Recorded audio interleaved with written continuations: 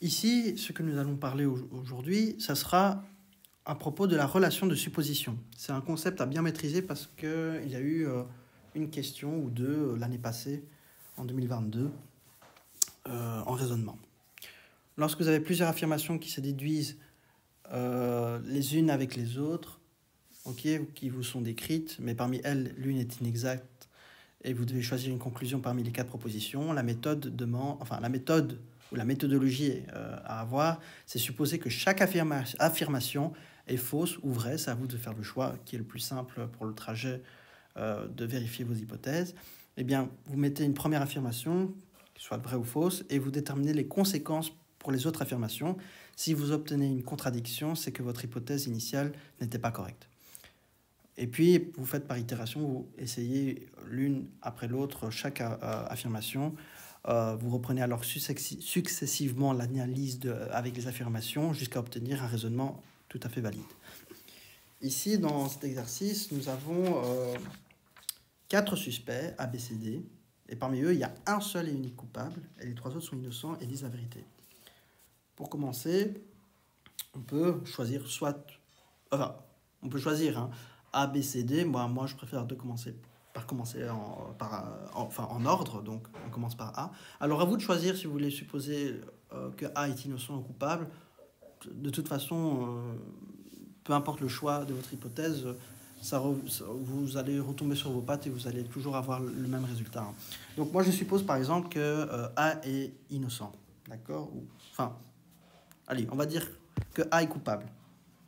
Si A est coupable, qu'est-ce qui se passe?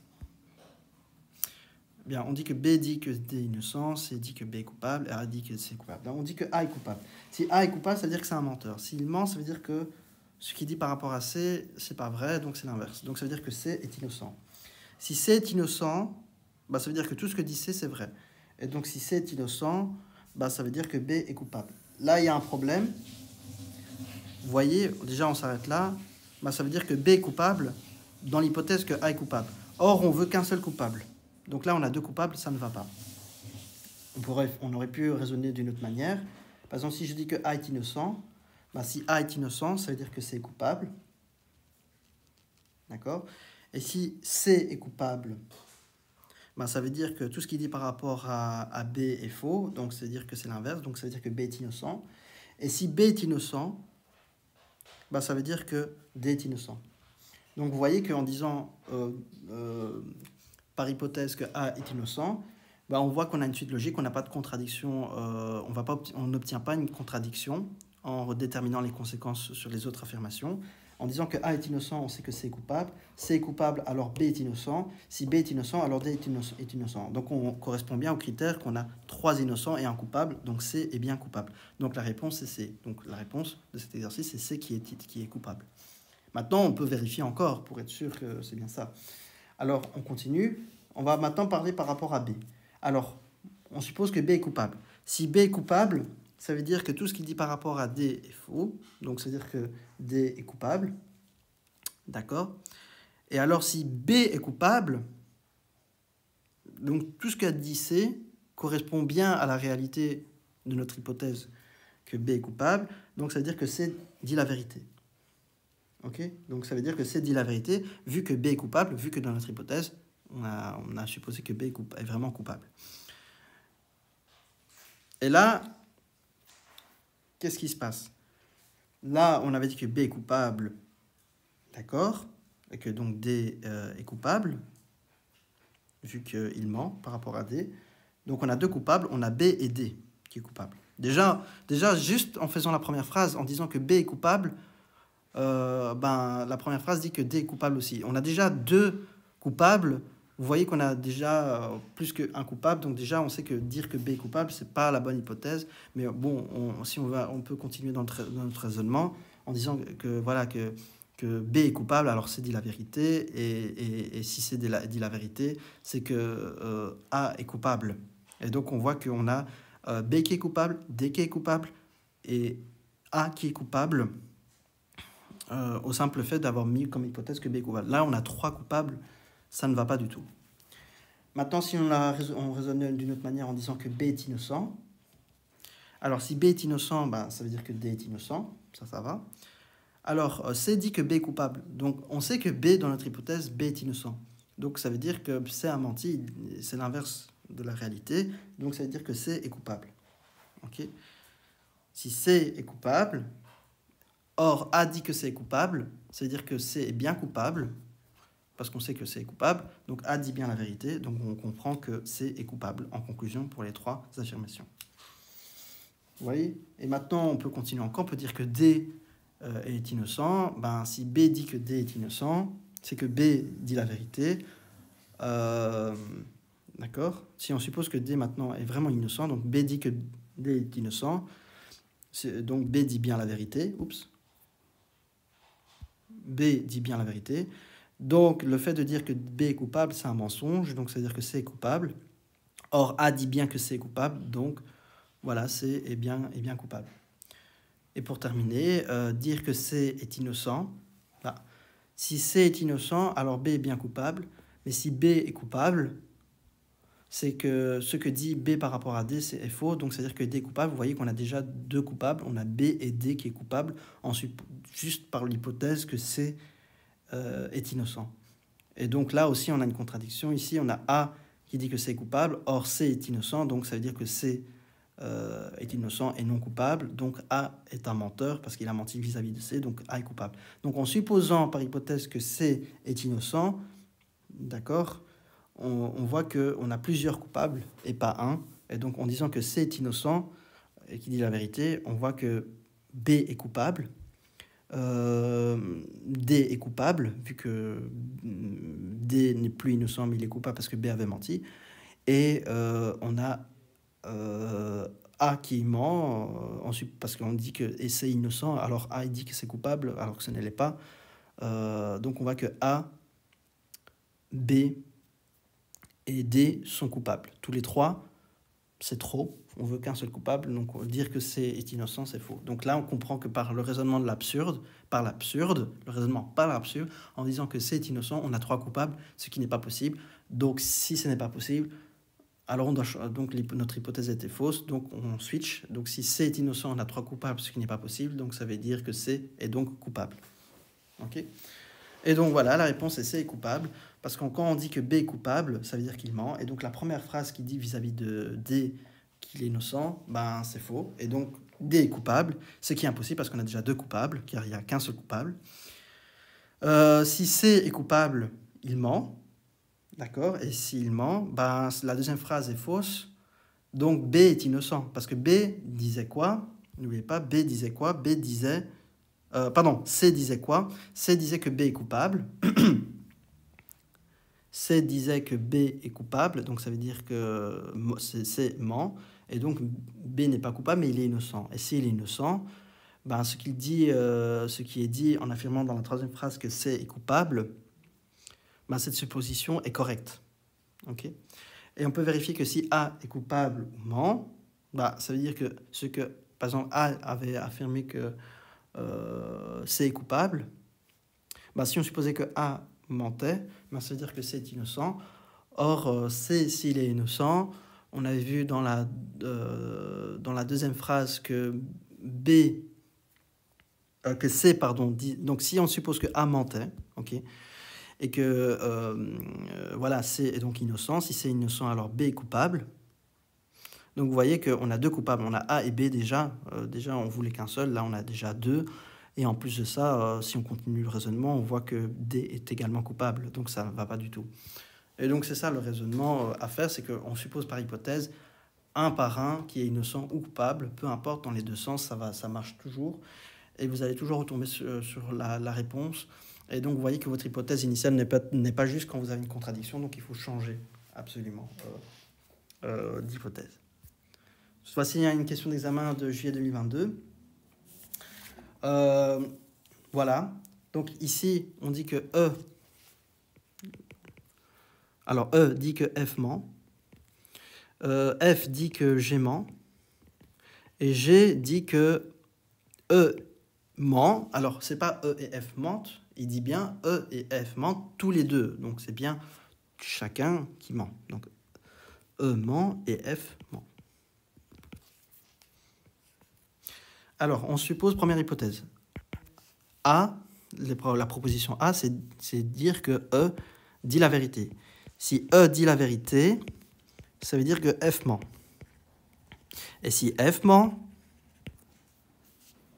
qu'est-ce qui se passe? Ça veut dire quoi? Ça veut dire que G dit la vérité. D'accord?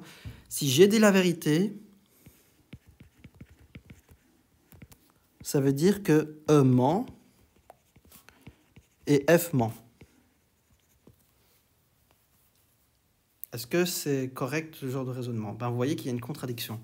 On a d'une part E qui dit la vérité et ici E qui ment. Donc là, on voit qu'il y a une contradiction. Ce n'est pas possible. Cette hypothèse de dire que E dit la vérité, ça ne colle pas du tout. Donc ce n'est pas juste. Donc ce n'est pas la proposition A. Ok, donc voilà, ça ça change pas en fait de tout ce qu'on vient d'apprendre. C'est toujours le même raisonnement.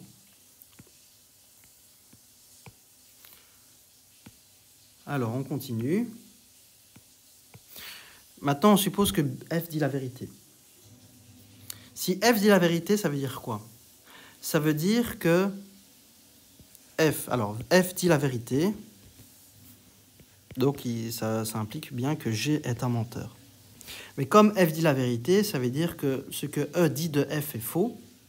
Ça veut dire que E, donc si F dit la vérité, ça veut dire que E est un menteur. Donc voilà, E est un menteur. D'accord? Pourquoi c'est un menteur? Parce que F dit la vérité. C'est par rapport... donc, comme ça, je vais être précis. Donc, F dit la vérité. Donc, ça, c'est la deuxième phrase. Et alors, dire que E ment parce que F dit la vérité. Donc, dans notre hypothèse, on dit que F dit la vérité. Ça vient de la première phrase.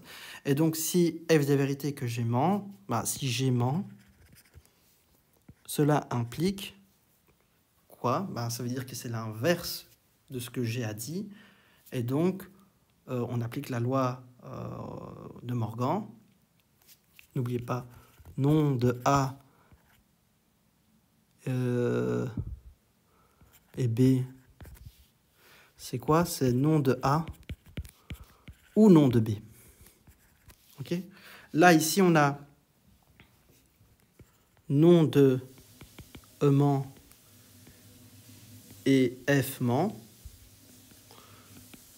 Ok?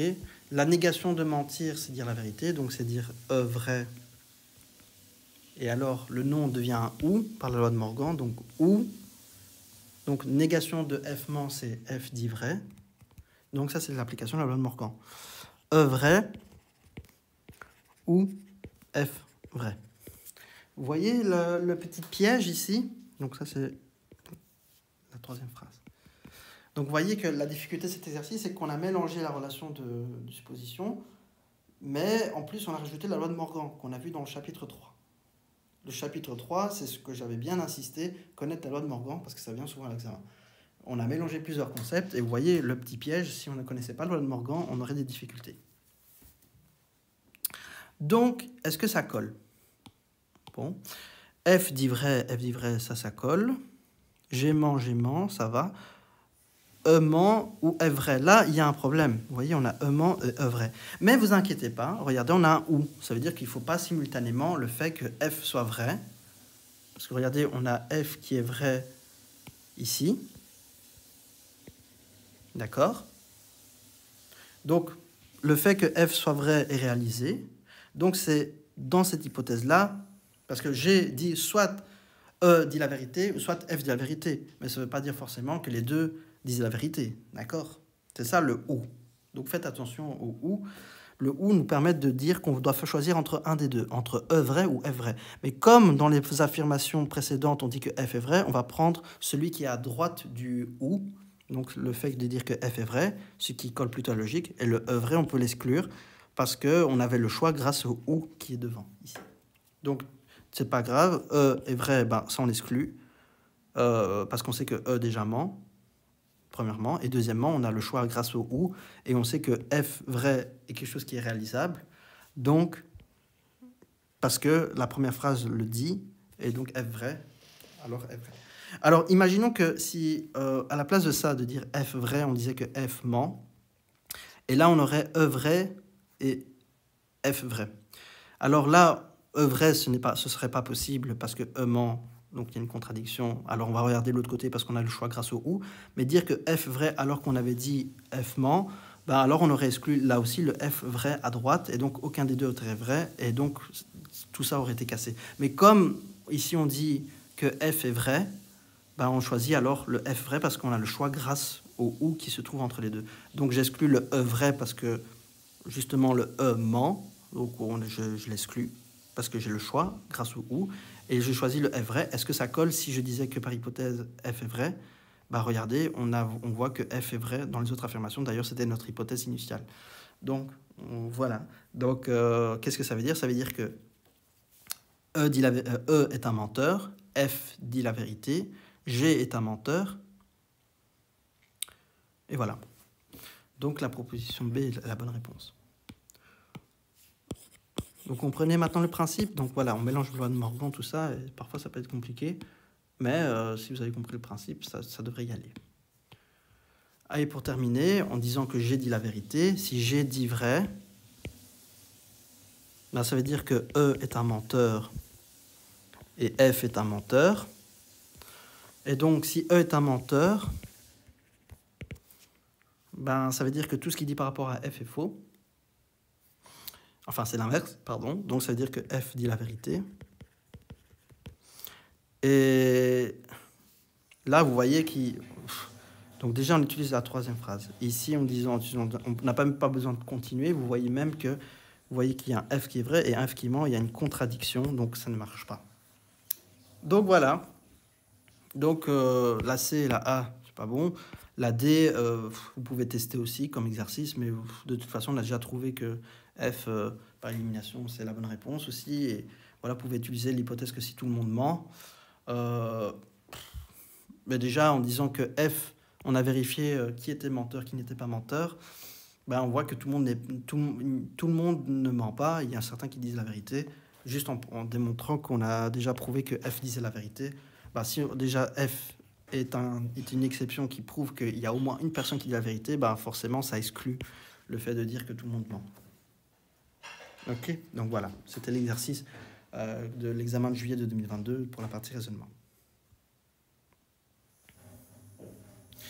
Et donc, les arrangements, qu'est-ce que c'est? Ben, ça, c'est un autre type de raisonnement ici. Donc, voilà, dans ce type d'exercice, vous avez des situations, des règles qui régissent de différentes possibilités de placer des personnes ou des objets. Les règles sont souvent des interdictions ou des obligations. Il est interdit de placer un tel ou tel endroit, ou au contraire l'obligation de faire. Donc la stratégie, c'est réaliser un schéma sur base des informations qui vous sont données. Qu'est-ce que ce blabla veut dire? Regardez, vous avez Adéline, Muriel et Diane, qui sont trois sœurs d'âge différents. Ok. Chaque fois qu'on leur demande leur nom, chacune d'elles dit son propre nom ou se prononce le nom de la sœur la plus âgée. À une occasion, lorsqu'on a demandé leur nom à toutes les trois, deux d'entre elles ont répondu Adéline. Qu'est-ce qui n'est pas possible? Alors, ici, on voit que ça saute aux yeux. Dire que Adéline est la sœur la plus jeune, ce n'est pas possible. Parce que soit Adéline dit son propre nom, d'accord? Donc Adéline dit son nom Adéline, et on a en même temps peut-être une sœur qui dit Adéline, mais sans qu'elle s'appelle Adéline. Peut-être que Muriel ou Diane dit Adéline. Mais il y a un problème. Si Muriel ou Diane dit Adéline, ben, ça veut dire quoi? Ça veut dire que si Muriel ou Diane dit Adéline, ben, ça veut dire que Adéline est plus âgée soit de Muriel ou soit de Diane. Or, ici, on voit que ce qui n'est pas possible, c'est dire que Adéline est la sœur la plus jeune. Ben justement, dire que qu'Adéline est la sœur la plus jeune, ce n'est pas possible, vu qu'il y a soit Muriel ou soit Diane qui pourraient dire Adéline, vu qu'on a deux d'entre elles qui ont répondu au niveau des noms, Adéline. Donc, soit Adéline a répondu son propre nom, Adéline, d'accord? Et l'autre sœur, que ce soit Muriel ou Diane, a dit Adéline, Donc ça veut dire qu'Adeline est plus âgée soit de Muriel ou soit de Diane. Okay.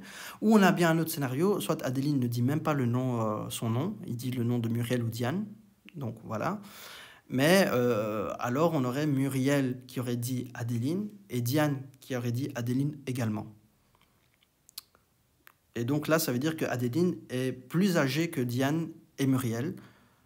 Et donc, c'est pas possible que ça soit la sœur la plus jeune. OK? Donc voilà, c'est le principe des arrangements. Donc voilà. Parce que, voilà. Dire que Muriel est la sœur aînée, ça peut s'arranger parce que voilà, le fait de dire qu'il y a Adeline, soit l'hypothèse, donc que Adeline dit son nom et que l'autre sœur dit Adeline, donne la possibilité. Donc il y a deux situations. Soit Adeline dit Adeline, d'accord? Ou soit, enfin, il faut les deux, parce qu'il y a il y a au moins deux personnes qui disent Adeline. Soit Muriel ou Diane dit Adeline. Donc, qu'est-ce qu'on conclut vis-à-vis de ça? Que Muriel ou Diane dit Adeline, ça veut dire que Muriel ou Diane sont plus jeunes que Adeline. Donc, ça veut dire que si Muriel ou Diane est plus jeune qu'Adeline, c'est qu'il y a une possibilité que Diane soit la sœur intermédiaire et que Muriel soit l'aînée. Ça reste une possibilité. Ça peut être même l'inverse. OK? Donc, c'est une situation qui est possible. Ça veut dire que ce n'est pas sûr, mais c'est possible. Ça veut dire quoi? Ça veut dire que on a comme combinaison soit Muriel, Diane ou Adeline, soit Diane, Muriel et Adeline. Ok, donc soit on a Muriel qui est la sœur aînée, ou bien Diane qui est la sœur intermédiaire. Donc si donc voilà, on a soit Muriel aînée, Diane intermédiaire, ou l'inverse ici. Ok. Et ici on dit Muriel est la sœur intermédiaire. Ben oui, c'est une possibilité également. Ok. Donc voilà, je réécris au propre. Donc on a M plus petit que D plus petit que A, ou bien D plus petit que M plus petit que A. Donc dire que Muriel est la sœur intermédiaire, c'est une possibilité, comme ici. Dire que Muriel est la sœur aînée, c'est une possibilité également. Et dire que Diane est la sœur intermédiaire, c'est une possibilité également. Ok. Et donc, dans ces possibilités-là, on voit que A, Adeline, n'est pas en dessous de tous les trois. A est forcément soit l'un ou soit l'autre, supérieur à l'un ou l'autre entre Muriel et Diane. Ok. Donc, voilà. Voilà, on peut voir que M ou D est inférieur à Adeline. Ou bien il y a une sœur qui va dire Adeline, une des deux sœurs entre Muriel et Diane qui va dire Adeline, et l'autre, si ça se trouve, ne va pas dire Adeline parce qu'elle est peut-être plus âgée qu'Adeline. D'accord? Donc il y a aussi la possibilité de dire que M, voilà, Adeline peut être une sœur intermédiaire, ou bien que Diane est l'aînée, et donc on aurait l'inverse. Donc ça aussi, c'est une sorte de combinaison qui pourrait arriver. Donc en fin de compte, on a 4 combinaisons possibles. Ok? Donc voilà.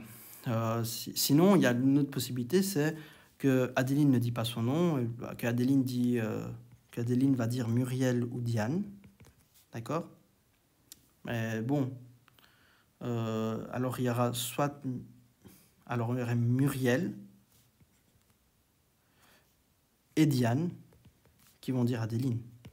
Donc ça aussi c'est un autre scénario.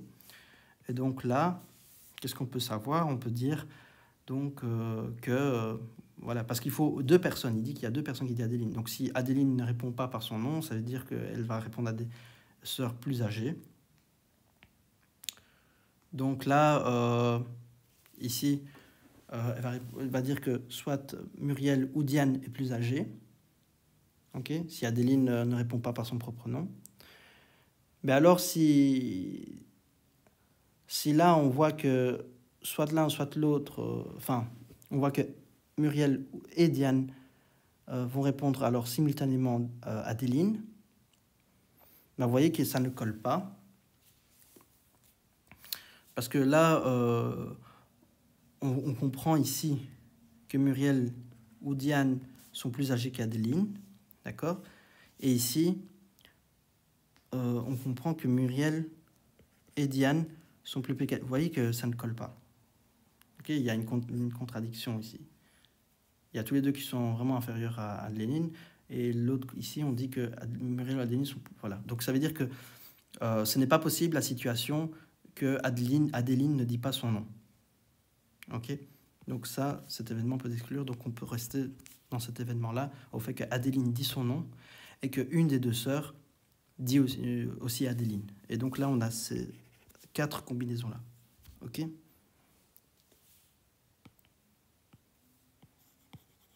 Donc voilà.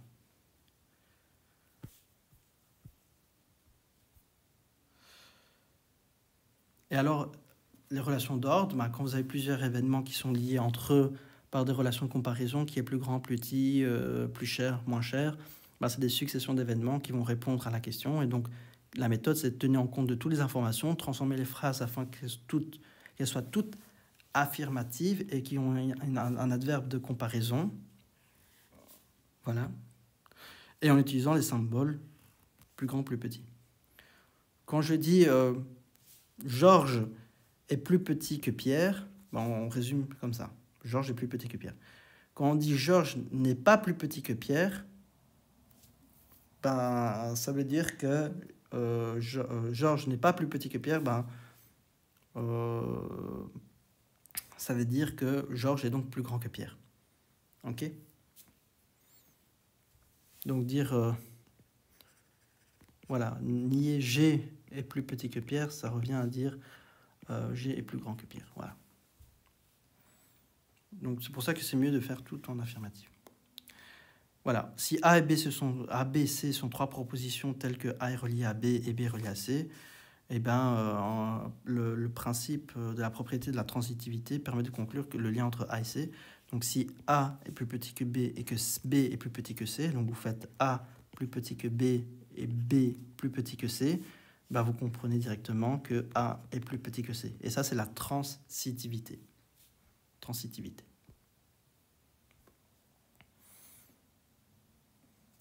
Cinq entreprises, voilà, sont en concurrence et obtiennent des résultats différents. K est la plus performante que P, qui est elle-même plus performante que V. Par ailleurs, Q est moins performante que V, mais plus performante que A. Quelle est la conclusion? Très facile. Donc vous dites que K est plus performante que P, qui elle-même est plus performante que V. Par ailleurs, Q est moins performante, donc K est plus grand que P, qui elle-même est plus grand que V. Par ailleurs, Q est moins performant que V, mais plus performante que A.